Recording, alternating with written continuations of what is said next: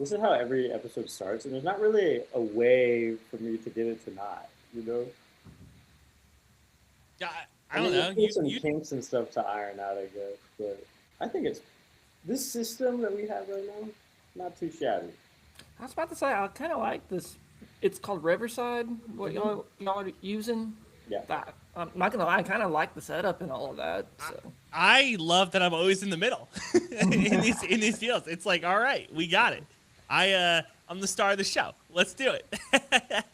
Um, okay. I'm gonna hit this intro real quick.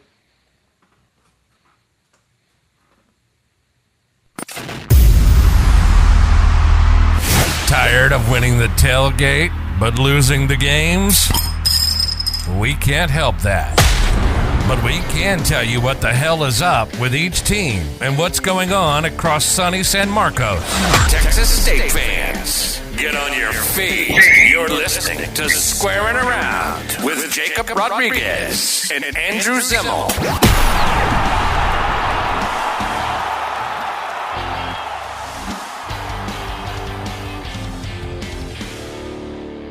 Squaring Around, episode more than 100, season 4. We're joined with one of our favorite guests in the entire world, Colton McWilliams. I'm Jacob Rodriguez. That's Andrew Zimmel, the Texas State Sports Woo! And this is a show where we talk about a lot of things. And I try not to crash out about baseball.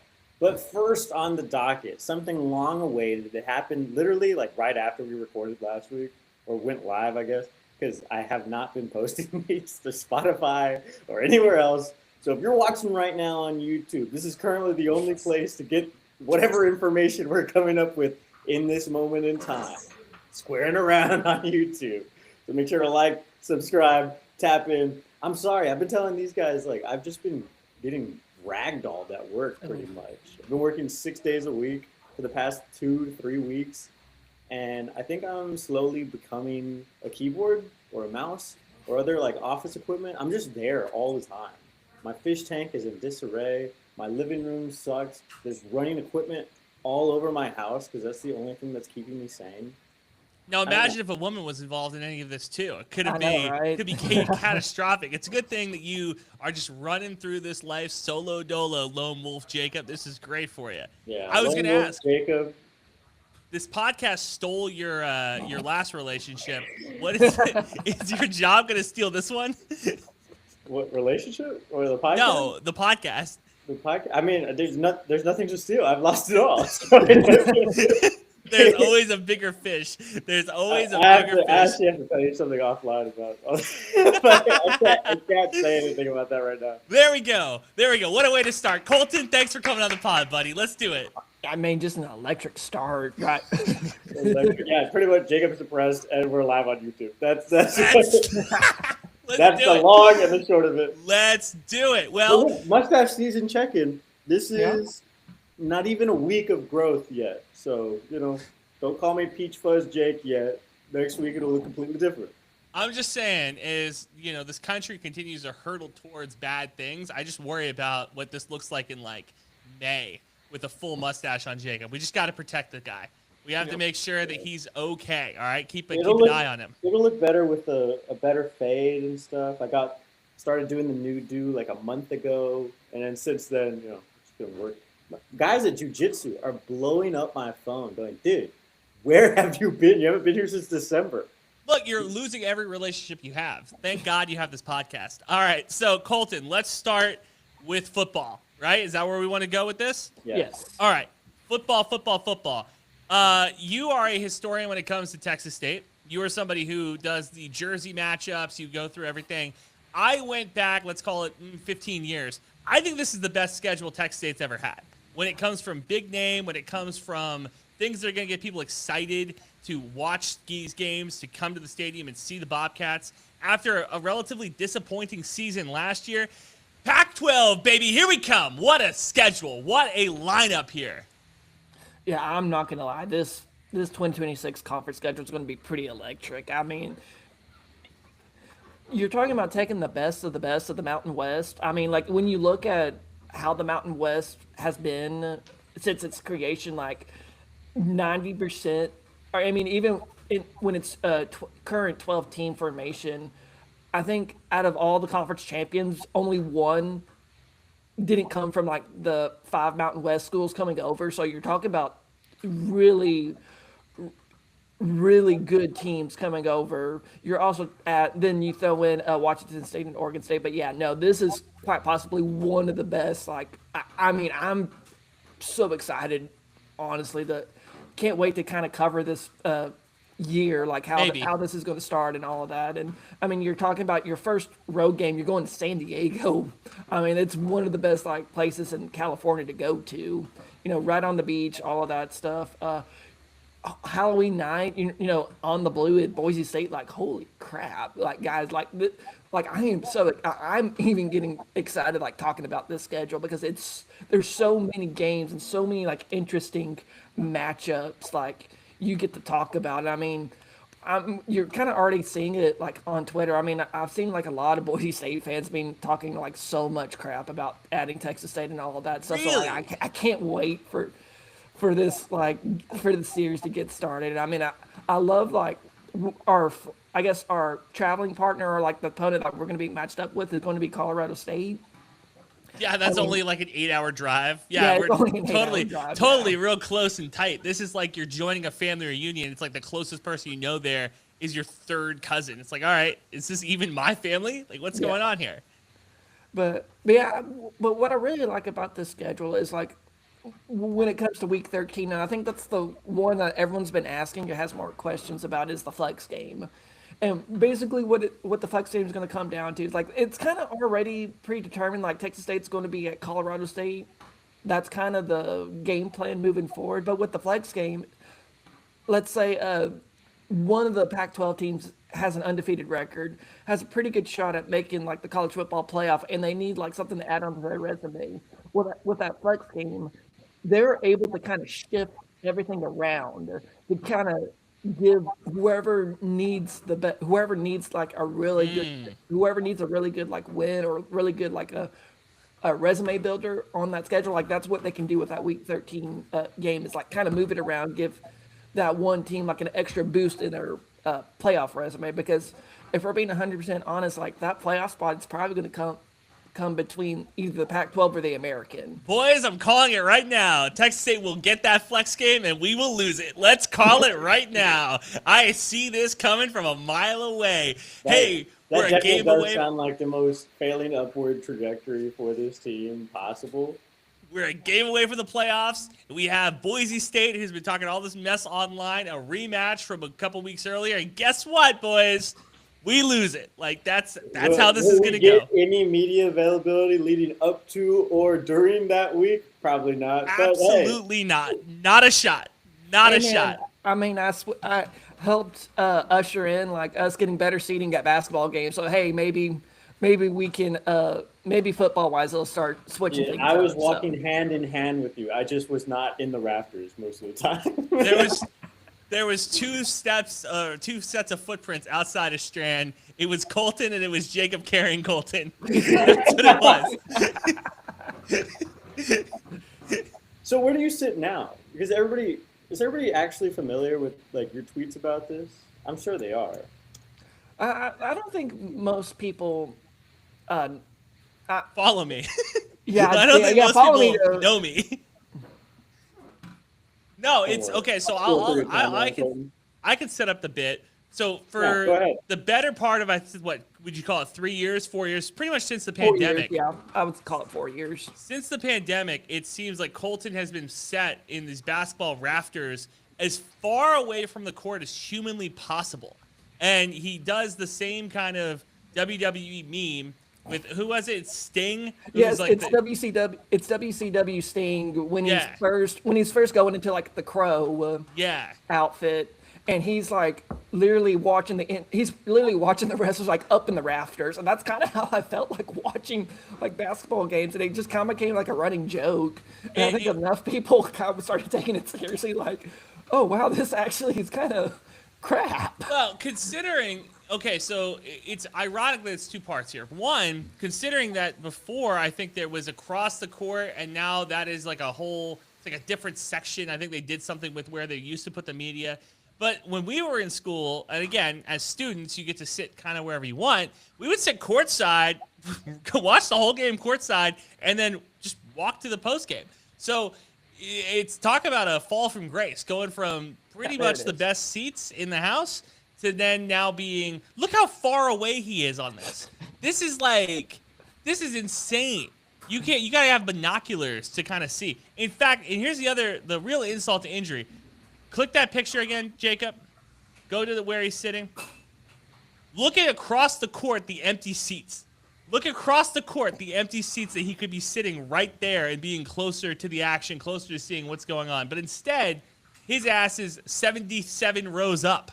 And let's not pretend like we do know where he should be sitting. It should be right here at the scoring table on the other side. Absolutely.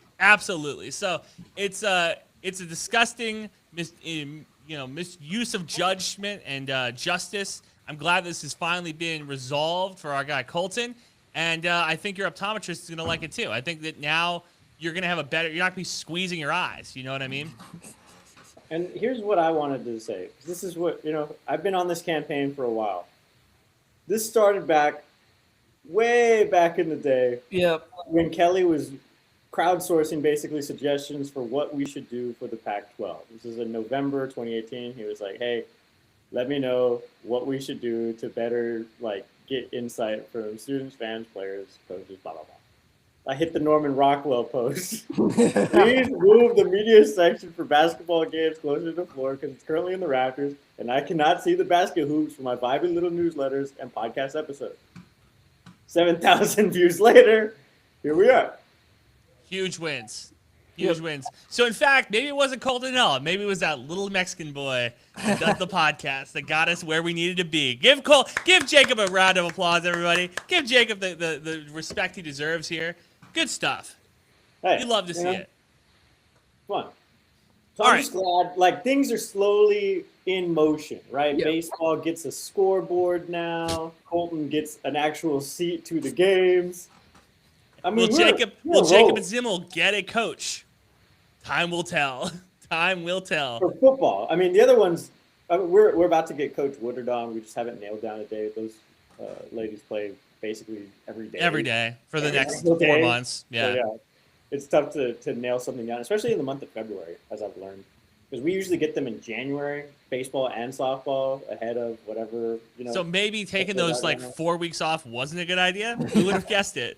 I'll be honest with you. I don't think I could have done this podcast in January at all. So I'm kind of glad we did. Lucky we did it the first week of February, to be quite honest with you. You're lucky you get a podcast episode at all. Straight up. So, but back to the schedule, look, because I do want to kind of continue to dig into this. The non-con is all Texas teams, Colton, and I think that that's really smart by Dampus, and I imagine J.J. Kenny as well when we kind of set this up. But talk to us a little bit about why Don Coryell erasure. Yeah. Let me ask you, how many conversations do you think Don had setting up the schedule? If you had to set an over under at 40, you think he was on the phone 40 times setting the schedule up? I mean, I think a lot of this was set prior years ahead of time. This was the Texas game. He had nothing to do with basically. Right. I mean, right. UTSA is kind of that contract's been negotiated for a decade now. You're contractually obligated. UNT, I'd be more excited for if Morris didn't leave and didn't bring his entire staff and team with him. It's going to be a completely different team this year than it was 2 years prior. And Lamar is, what? That's Incarnate Word? Incarnate Word. Incarnate Word. Disappointed. I was hoping it was going to be Lamar, Texas State School. Incarnate Word beat us a couple years ago. I'm still salty about it. And I feel like that's more of a G.J. Kenny call than it is a Don call. So, hey, maybe I'm way off here, but it feels like a lot of the schedule kind of came together pretty quick for him. In that place next year, that FCS game will be my lovely UTRGV Vaqueros, man. Ooh. So, and that Don had everything to do with. So shout out Don. That's fair. That's a fair point.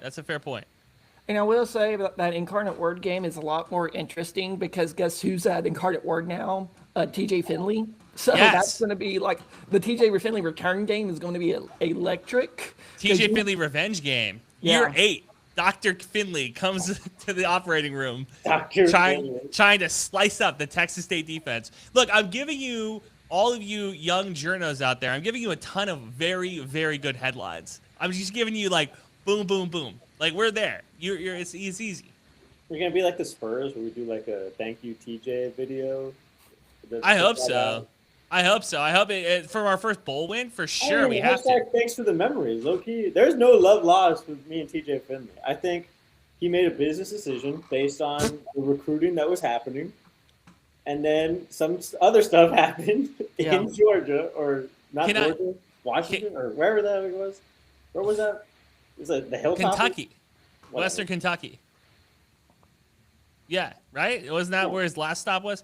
No, his last stop was at Tulane. Yeah, Tulane. Oh, he's in Louisiana. Oh, He would have been everywhere.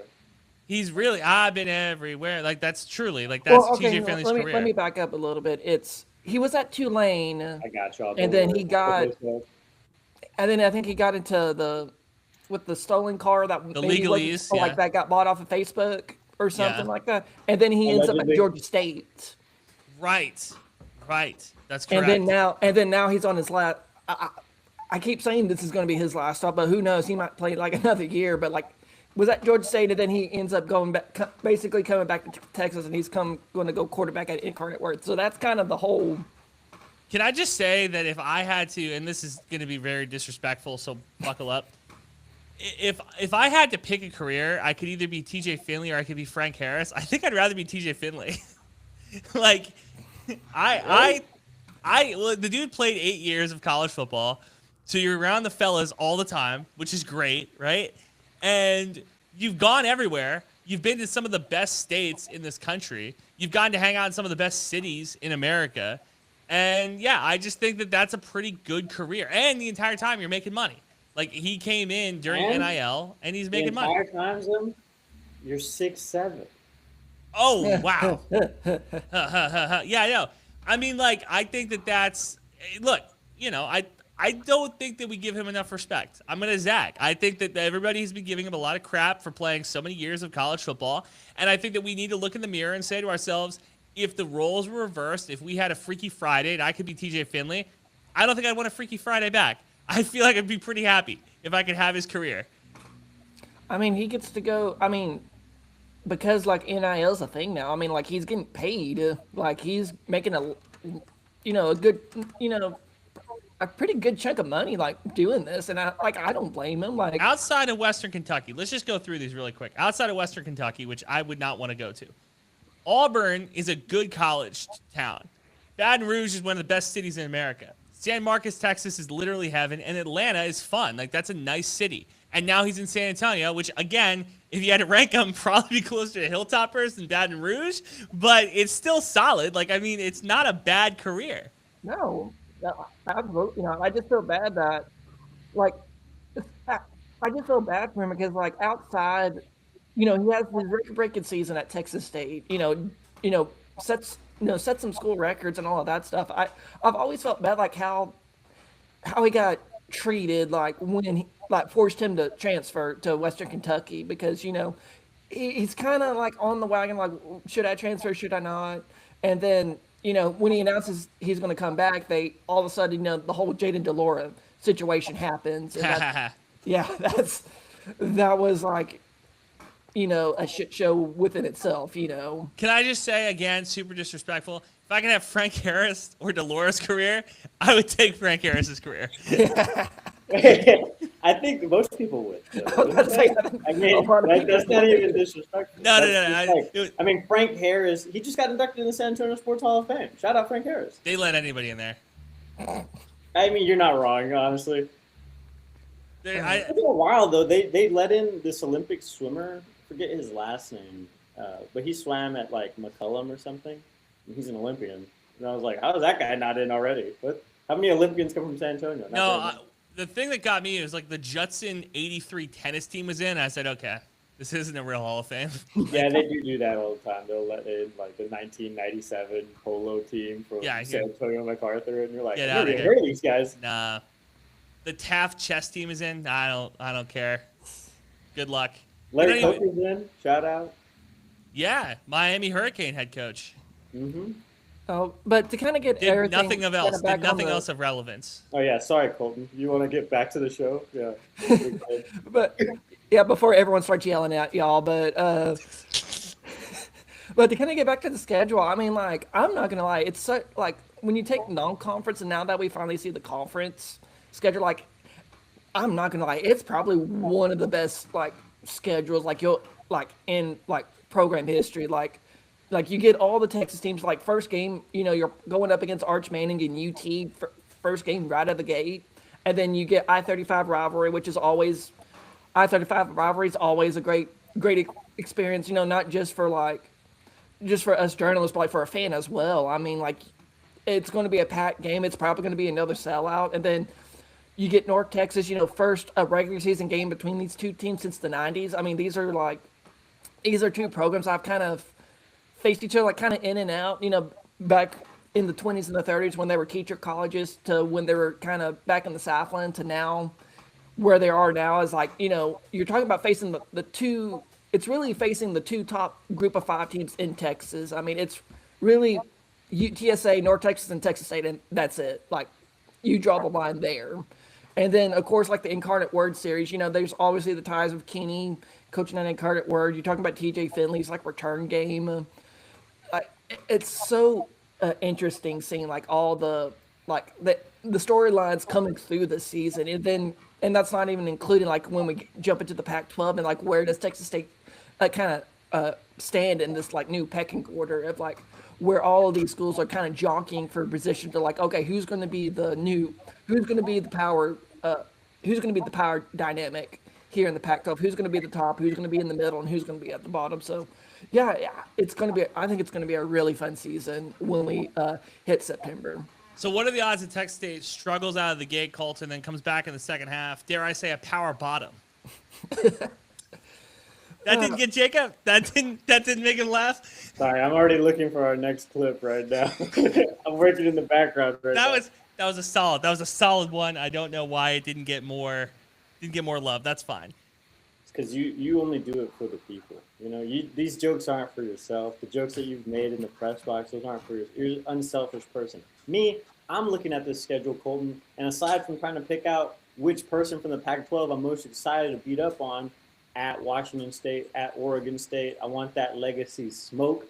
I am selfishly looking at September specifically.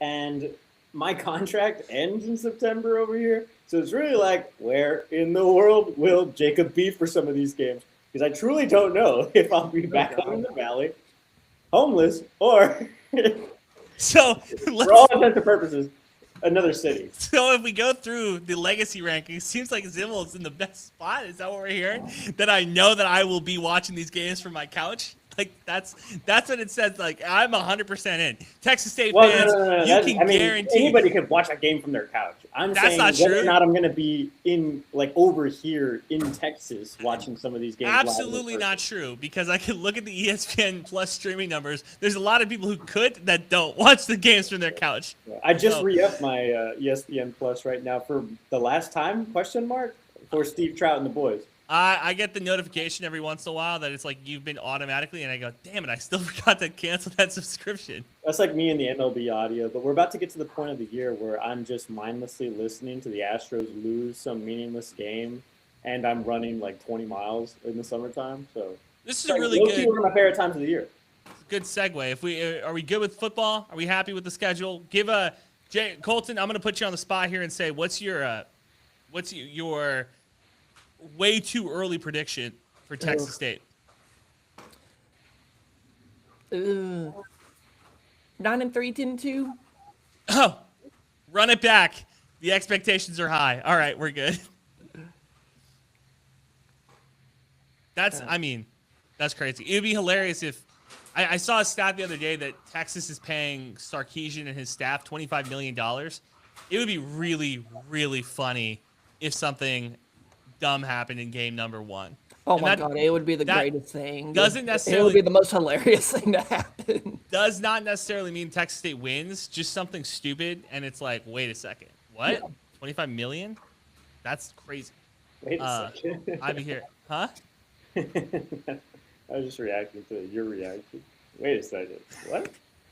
That's crazy. I would be very excited. All right. Speaking of the MLB audio app, like Jacob loves to listen to the Astros, I would love to listen to Texas State baseball.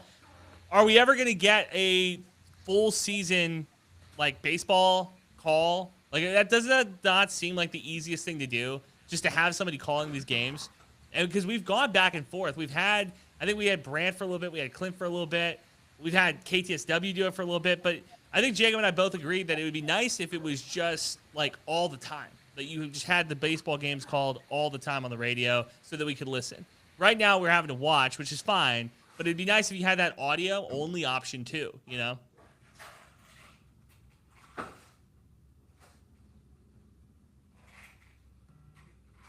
What is going on? Was that question directed to me? That was directed to anybody. It's a show. What do you think this is? Me? I could just talk. Well, I mean, normal people address people. Hey, Jacob, what do you think about this? Hey, You're both on the call. You both could come on. I told you I'm doing something in the background right now. Colton, be a good guest. Answer the question. Should we have an audio-only option for Texas State baseball? I mean, okay, I that's got kinda a how we've comment always for our done guy. it. Everything You know, Texas you have the State. streaming- Wait, you have the early streaming. prediction, 12-0. I mean, Something's that's never kind of changed. how we've always done it. It's like you have the radio call and then you have whoever's broadcasting. I mean, to get rid of like the radio, it's kind of just like the getting rid of the only audio version is kind of weird. Un-American. Yeah. I think it's mostly just due to availability of Brandt, right? Or like whatever the ESPN Plus contract. I think the ESPN Plus contract is currently dictating everything. So if we're on Plus, if we're not on Plus, yeah, I would much rather just listen to the audio. I don't want to log on because most of the time I'm at work anyway. And so I'm just like listening in the background. I don't have that tab open the whole time. I told Colton I totally missed the most important part of the entire baseball game. We were playing Baylor, by the way, final score 14-4. Yep. You can imagine me crashing out just at my desk silently, not really silently though, as my boss will tell everybody. But anyway, I'm just like listening in the background anyway. So I kind of would just prefer like an audio option. And the kids from KTSW called the games well. Even back in the most successful year that we've seen with our own two eyes, 2021, the Stanford regional year, like that was pretty much all KTSW did. So year. that's what I'm saying. Like, get them back in the booth. Put the kids back in the kitchen. Like, what are we doing? Get them cooking. You know, like what's the holdup? I actually that one of the games that they called was so well done. I think it was the Texas like home and home that we had that year. But I messaged the faculty advisor, shout out Dan, and I was like, whatever entries that you do this year for the award season, put this like stream in. It was so well done. Hats off to those guys. Yeah, hats back on though, because they're not doing anything right now. So no respect from Zim, none from me.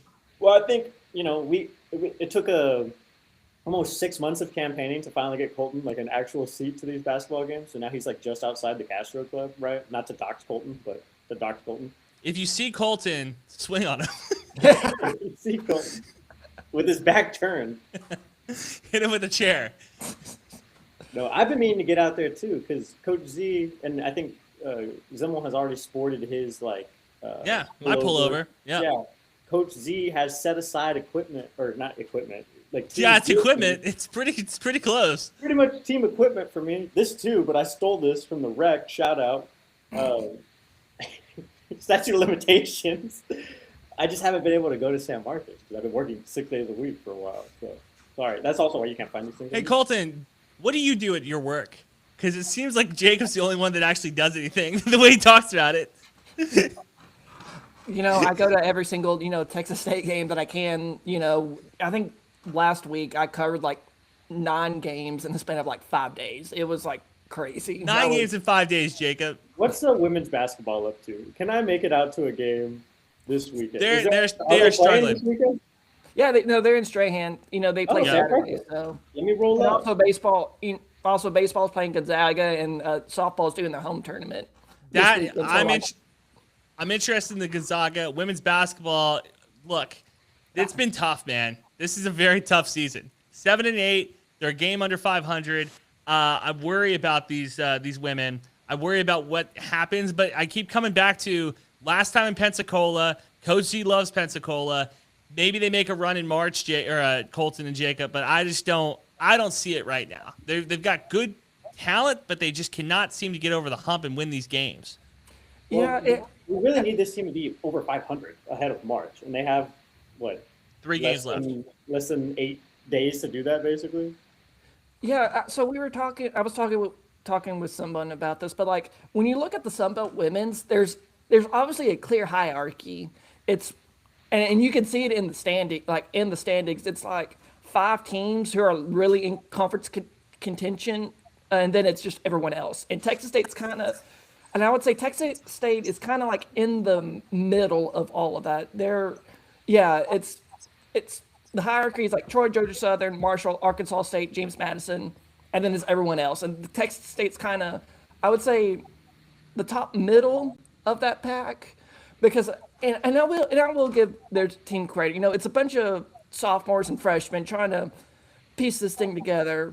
And the most impressive thing I've kind of took away from this group is even though like they'll be down like 15 points, 12 points, and they've done this multiple times, they'll get down and all of a sudden they just pull off these miraculous comebacks.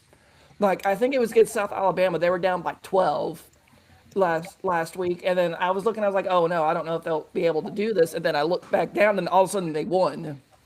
Like they pull off some like it's a really gritty team that's been able to being able to kind of keep this thing kind of rolling, as despite like everything they've kind of faced all this season. So that's kind of what I came away like even before the season. Like I don't think this was going to be the year that Texas State was going to be back in conference championship contention. It was the rebuild. Like, hey, I'm not asking you to become South Carolina or UConn. I'm asking you to win the Sun Belt one damn year. That's all I'm asking. Just win the March tournament one time. Go to the tournament one time.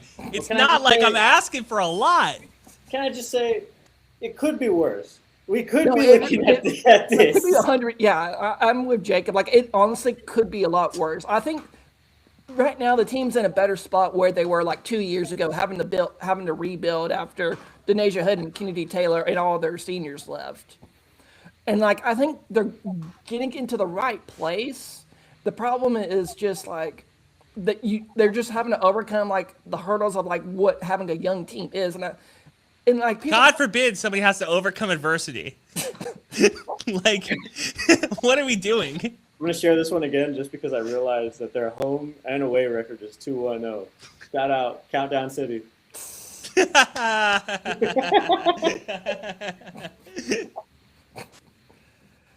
yeah, I mean, to Colton's credit, like this roster, and I knew this because I did the preview episode with Coach Z and Mia Galbraith, but like they had a roster, but that roster really didn't have a lot of experience.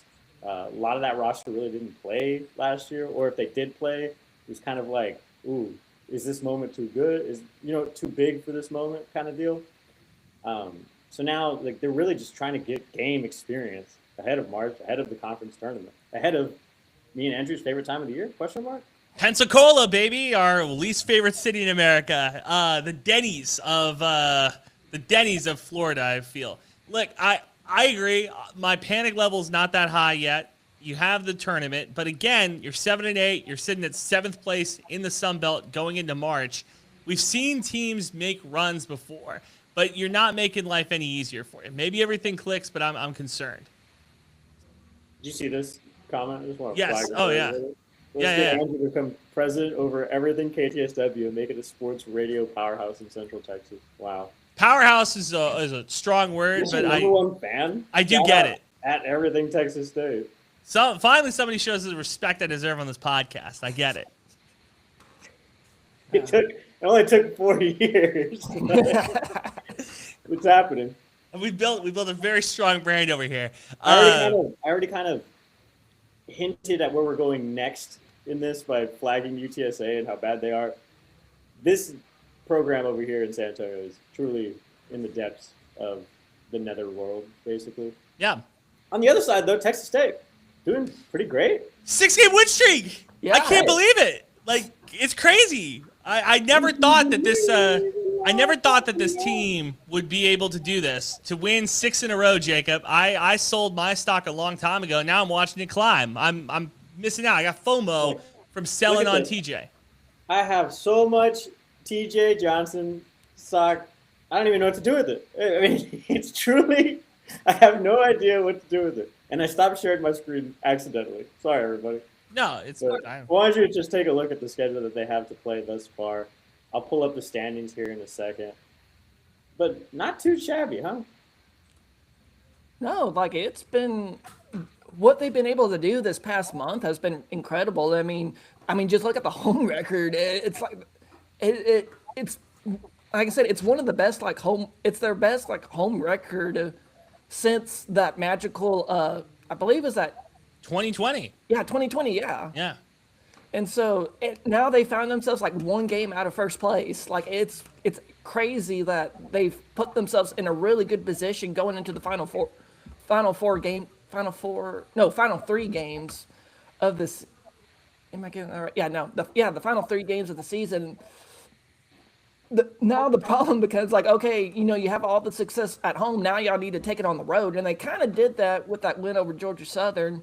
But now you got to go get a win against South Alabama, and you got to go get a win against Louisiana Lafayette. Those are if they want to go win a conference championship, or at least get a really good seed, they have to win those 2 games. Because if you notice, like if you drop those 2, like there's a chance you go from 4th all the way down to like 7th or 8th. Yep.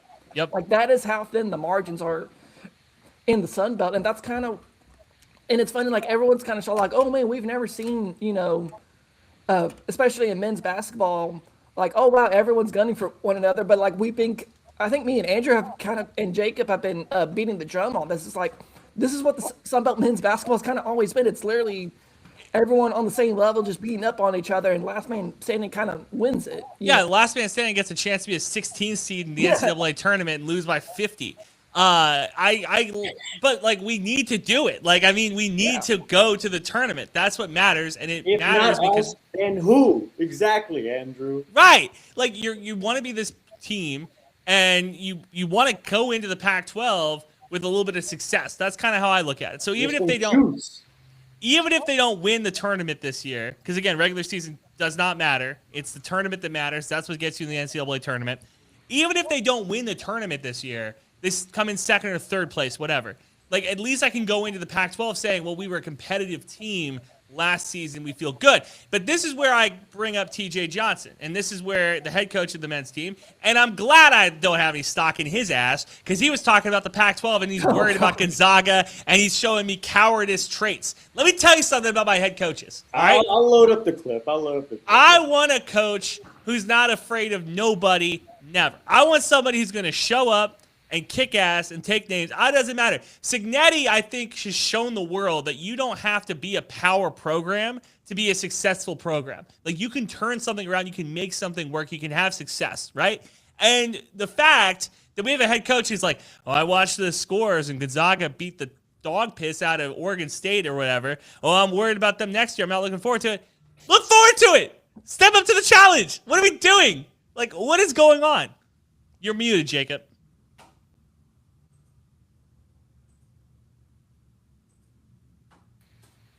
Let me play the clip and let our audience decide, right? I got the clip right here. I think some people felt some type of way, like Andrew felt. I know TJ. I've interviewed TJ. Am I TJ's favorite journalist? No, somehow. Is Colton TJ's favorite journalist? No, again, somehow. TJ's favorite journalist, Kev Chardello, asked this question, and here is TJ's response. Seeing the big crowd out there tonight, do you get a little excited thinking about Pac-12 basketball coming up next year when you see that and feeling the momentum of these wins? You feel a little more in the air? Kev, I'm gonna be honest with you. I didn't see the game, but I saw the score of Gonzaga versus Washington State. I'm not at all excited about Pac-12 basketball right now. I'm not. So, but you kind of feel it a little bit when Don Coryell handed me the mic. I almost said, let's bring this thing into the Pac-12. You know what I'm saying? But you almost you want to grow while you're playing it, and you want to be focused and locked in on what you have at hand. And right now, we got a good thing going on in the Sun Belt, so we're gonna try to keep it going. But even seeing Tongue in cheek, is it not? I mean, he said the whole thing with a smile. So he's a happy guy because he's a coward? Like, I know a lot of people who are like that. I see you guys every day. You're happy people. But I'll say, like, Jacob, you go to the mat for sure. Colton's a happy guy, but Colton's not going to the mat on anybody. You know? Like, I don't think TJ's going to the mat. And that concerns me as we go into a Pac-12 season that's going to be really good. Like, this is a good team. These are good teams. I think maybe he's addressing this in his own way because there's a lot of uncertainty surrounding him as well. You know, Is he going to be here? Can he stand 10 toes down for an athletics department that has yet to really kind of solidify that future, at least in the short term? And yeah, I don't know if I'll be on this pod when y'all do like y'all's basketball analysis of like how both teams do, but I think that's going to be the bigger, to me, with Texas State going into the Pac-12, that's going to be ultimately the bigger question. Is like, okay, how much investment are we going to put into basketball? Because let's face, and I know I've been kind of beating this dead horse for a while, but like when you look at the Sun Belt in basketball, like they don't care about basketball. Like they put more investment in their baseball teams than they do basketball in the Sun Belt. Like, and there's no, and that's the Sun Belt's decision. You know, they decided like, you know what, we may not be a great mid-major in basketball, but like we're sure as hell going to be a good mid-major in baseball. They made that decision, and you know what, that's fine. But with Texas State going to the Pac-12, it is obvious there is a lot of investment in basketball. There's a reason why like they pushed this media deal to put like Pac-12 basketball games on national television. And I think that's the crossroads Texas State's going to be at. It's like, all right, how much do y'all want to be competitive in basketball? Is going to be the main issue with Texas State going into this new conference, because it's obvious a lot of these programs have put their entire a good chunk of money into basketball, making these good basketball programs. And you can see it like, you know, not only with Gonzaga, because Gonzaga, who's, you know, always going to be, you know, they're always going to have the full support of like their athletic department, because that's the main thing that drives their machine. But it's also Utah State, it's also San Diego State, it's also Boise State, Colorado State. Like they have made the investments into basketball, making these like really good basketball, mid-major basketball teams that, you know, unlike the Sun Belt, like they're not going to get a 15 seed. They're probably going to get like an 8 seed or an 11 seed, like so much higher.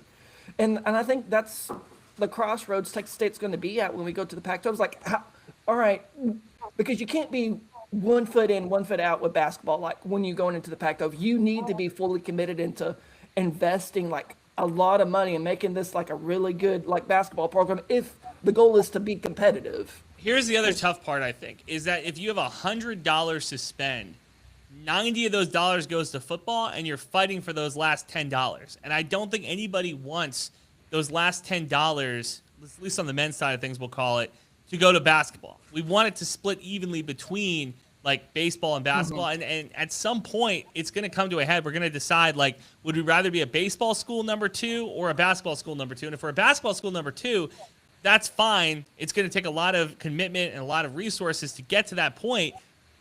But also the baseball team will struggle if that's the end decision. And we won't be a team that's going to super regionals every other year. It's going to be a team that goes to a super regional every 10 years, you know? I think it's everything that you both just said, and also just focus. Like, football has proven that if you want to watch at least a mid team, and you want to see some wins, and you want to get drunk in the stands, you want to tailgate, this team offers that exact environment right now. No, even changes added from last year to this year or whatever, right? And obviously there's a lot of changes from last year to this year. But all that being equal, like, we already got it. We got what you want right now. What else now, though, really, do we have, you know? And on the women's side, we always talk about supporting the softball team. But the men's team really has been kind of lacking in that department, right? Baseball really hasn't given a lot to cheer about. Basketball, same thing. So I think we're all kind of looking at what thing is going to take our attention. And I'll tell you what, it should be the Amtrak team, but it's not. So I'll tell you, if we go to the Pac-12 and we're losing by 40 points every other night to San Diego State and Gonzaga, I promise you people aren't going to be excited for that. That stadium will be empty. Yep. Though I will say that first home game against Gonzaga, it's going to be electric. Texas State might lose by 50, but like it is going to be one of the most electric. I think it's going to be one of the most electric atmospheres. If there was ever a time to bring back the blackout games where everybody has the black T-shirts and everybody, that would be the game to do it. Like you have to bring energy to that game. In now, fact, that one guy, the CW might even be there. black, maybe you Yeah, sit that not one great. out. Maybe you sit Yeah. that one out, buddy. But the CW might be there. I mean, we might get Buffy the Vampire Slayer reruns, and then boom, Texas State basketball. Like this is huge. Great lead-in. A little supernatural action, a little Firefly action going into our games. Little rerun with Kyle XY. Oh yeah. You guys remember Kyle XY? Yep. Little Firefly. Yeah. We got it. You know. I think Gilmore Girls is on CW too, right? I don't know. I don't know. I don't watch CW. I mean, that was I think it was like an ABC property originally, and then Now it's in reruns. yeah, now it's in syndication. How Anyway, much do you think it would cost for us to make it this show on the CW? we would pay them or them to pay They us? would pay us because I think it's a Apparently, the only thing that's stopping anybody from doing this is $41 a month, as I found out just a few minutes ago. All right, well, there you go. Good to know. On our technical know-how, Andrew. That's the unhidden cost. You know, like ooh, High blood pressure, high blood pressure, alcoholism, depression. depression, anxiety. By the way, how was Valentine's Day for you folks? Cymbalta can help. Hashtag no free ads. Tough times. Valentine's Day was good. I went out with my boy, ran into a dude from high school I hadn't seen in a while. Hey, there you go. So, yeah, so it was cool. We're assembling a squad over here in San Antonio to take on the Knights with. So that's been kind of fun. That's like also what I've been up to, just also up to no good. But it's hashtag Lent. Me and Andrew, both men of God, as you all know, we're hashtag locking in. Mark Wahlberg's 40-day Lent challenge. It's been fun. Yep. And we're Great back time. to it. We're back to it, full grind mode, squaring around. I do want to hit the ball and stick sport real quick. Softball right now is 5-4, I believe. Yes, that would be right. They played 9 games already. Yes. Yeah, dude, I'm telling you. That's why it's tough to get rookie on the horn. How the hell did I miss 9 games? I woke up this morning. I was like, can't wait to watch some softball halfway through the season. It's like, what? We're a fourth of the way through. Like 10. It's a 40-game season. They're 10 games in. Hashtag, where were you when they beat ranked Clemson? I was there for that. I did lock in for that one. So Yeah. they're in town too? Oh my God. Yeah. What a slate of games we have for this weekend. Am I Oh! Playing the Yeah. Ivy Leagues. I was about to say, this weekend's kind of unique because like we're really getting our first because baseball's hosting Gonzaga, baseball's hosting Gonzaga, softball's hosting Colorado State. We're basically kind of getting like a Pac-12 preview of what's to come this weekend. So I think it's going to be really fun.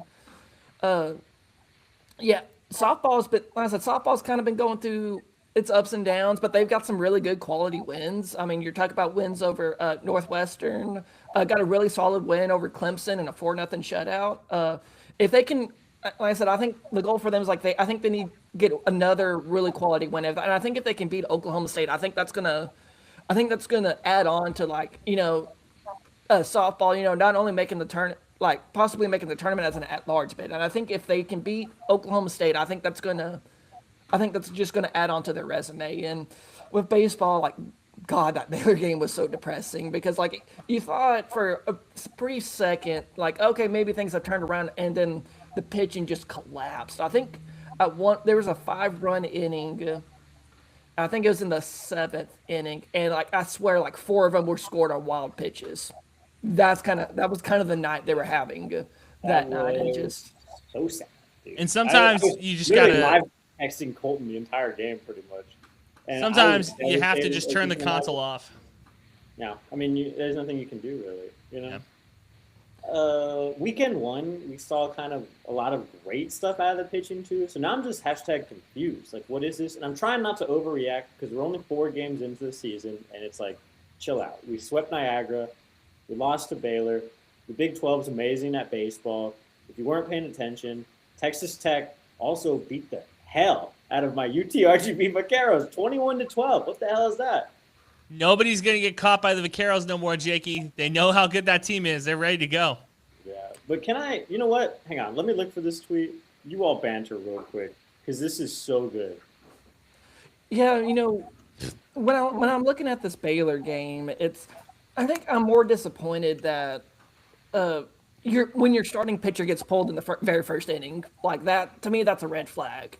But no, like, and it was disappointing to see because like in the weekend against Niagara, like their starting pitchers, you know, had really solid outings, and so it's really disappointing to have someone when you have your midweek guy come out there and he gets pulled in the first inning because he allows an RBI double, then loads the bases with no outs.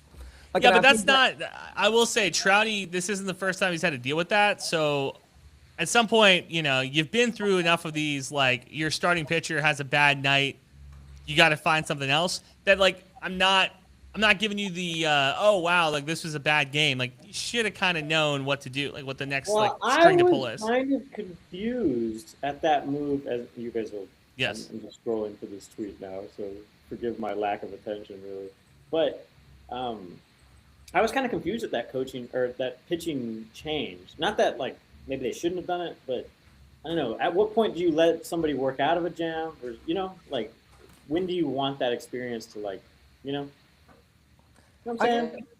No, I get you. I think because like Sam Hall's like one of your older, more experienced pitchers, like he should not find himself like in those situations. I think that's kind of how I'm taking it. Like I mean, like if Trout has put you in like if you're one of the like upperclassmen pitchers and he put you in a position to start against Baylor, like I kind of fully expect you to kind of get through a lot more innings than you did. I'll tell you, we're teetering dangerously close to actual sports talk here, because if we start arguing about when should you pull your starting pitcher and when does middle relief need to make a move and what is it, at that point, we got to throw some Boston accents on. We got to start arguing about like what Trout's doing, maybe calling for some jobs, God forbid. That we're getting dangerously close to that like level of like sports talk. Here's my rationale with it all, right? Because I've had to hashtag cope with this loss in more ways than one. You guys know me. I'm very passionate about this team. I love this team. Oh, my God. Take it personal, like the stupid Cowboys now. But I think perhaps Sam Hall got into a situation that was slightly bigger than what he could handle at the time. Maybe he could do something that's like a step beneath that exact situation that he was in. But it was a tough pressure situation. It's the first time he went up to a 10 at the bar and got a number. Like, now he doesn't know what to do. Like, exactly. And then homeboy Beaversdorf did come in and hashtag put in that work, got us out of the jam. And then how you like them apples? Kind of this kind of the wheels fell off from there. But it was not as bad as what Baylor did to that first team in that first game of the season when they hit like 3 grand slams. So hashtag could be worse, literally. Yeah. You know? Yeah. And I also think there's only so much you can take, especially being so early in the season. I kind of want to see like there's probably maybe there's going to be a new like midday. I kind of want to see how I think this weekend is probably more important because you're also going against a Pac-12 opponent. Like this is going to be your future conference mate, and I'm kind of curious to see like how this because it's probably going to be the same weekend rotation we saw last week with our Canadian Kyle. We also got our freshman Nolan Moore, and then Jesus Tovar coming in. So like I'm kind of curious to see like, okay, we know you had really good outings against Niagara. Now it's going to be a little bit step up and more competition when you bring in Gonzaga. So I'm kind of curious to see like how do those guys kind of handle going up against Gonzaga? And scroll up, Jacob. I'm gonna scroll up. Okay. Yeah. Well, here's my prediction. I think everything will be peachy keen by March 10th. In that, we will know exactly who our starters are going to be, what's going on with the bats, everything, because most people really only care about the Texas game. Anyway, is what I've found out. Is this the most important kids' weekend in the history of Texas State baseball? Next week on Squaring Around. That's what you wanted me to scroll up for? Yeah. I'm looking at these names of these games, and it's crazy. It's like Maroon Out game, blackout game, gold out game. It's like Well, Kids Day is always on Sunday. you're Yeah, asking. Essentially, you're saying, please. Fan Andrew. You're essentially saying, please, dear God, wear some Texas State gear to these damn games. We do not need burnt orange fans outshining us on ESPN Plus. That's what it tells me. Okay, I finally found this tweet. You guys want to see it? Yep, that's a good way to end it. By the time you guys see this tweet, it won't even matter, really.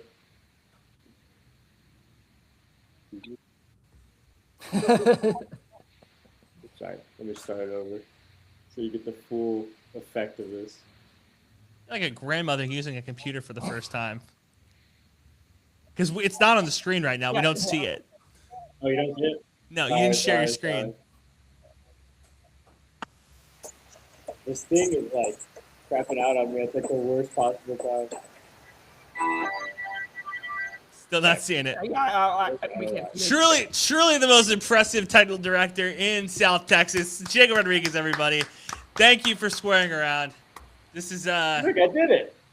Shut up, Andrew. Whatever. I told you, it was like the thing's already ruined. Basically, as soon as I did it, it doesn't even matter. I appreciate this. This was a good one. Another banger episode.